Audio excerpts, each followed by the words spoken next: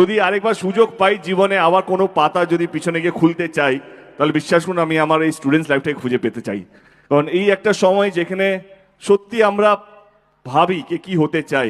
মাঝে মাঝে রাগ হয় টিচারদের উপর, মাঝে মাঝে রাগ হয় গার্জেনদের উপর, কেন বলে আমাদেরকে হোমওয়ার্ক করতে, কেন পড়াশুনো। কিন্তু বিশ্বাস করুন আজকে দাঁড়িয়ে বুঝতে পারি যে সত্যি যদি আরেকটু মন দিয়ে পড়াশোনাটা করতাম সমাজে একটা ভালো মানুষ হতে পারতাম। এই সময়টাকে হয়তো অনেক রাগ হবে, অভিমান হবে, হিংসে হবে অন্যের উপর, কেন ফার্স্ট এলো, কেন আমি ফেল হলাম, আমি তোর থেকে বেশি পড়ি।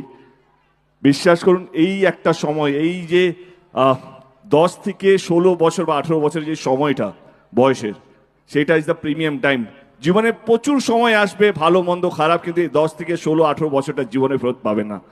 যতটা পারবেন এই সময়টাকে ইউজ করবেন পড়াশোনার মাধ্যমে, কারণ এইটাই ভিত জীবনে বড় হওয়ার, এইটাই ভিত। যদি দিদি হতে চান তো এই একটা সময় আমার মতন বা যত আইপিএস এখানে বড় বড় মানুষরা আছেন মঞ্চ উপরে, যারা আমার চেয়ে অনেক বেশি গুণী, অনেক বেশি সমাজের জন্য কাজ করেন, এইটা হচ্ছে বয়স। এইটা বয়স না এখানে পৌঁছানোর জন্য। এইখানে যদি আপনারা চিন্তা আপনার ঠিক জায়গায় ইউজ করেন, বাবা মার কথা শোনেন, আপনাদের গার্জেনের কথা শোনেন, দেখবেন আপনারাও একদিন একদিন এই মঞ্চে বসে থাকবেন। হয়তো আমরা উপরে থাকবো, এখানে কোথাও বসে থাকবো, কিন্তু আপনারা এখানে থাকবেন।